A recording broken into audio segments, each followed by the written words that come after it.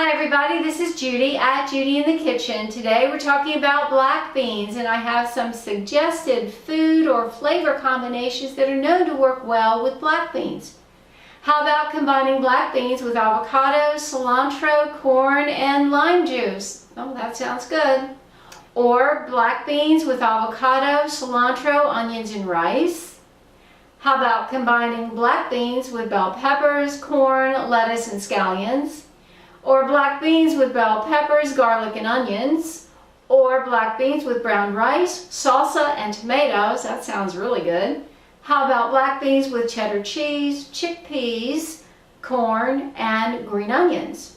Or black beans with chilies, cilantro, coriander, cumin, lime, and scallions?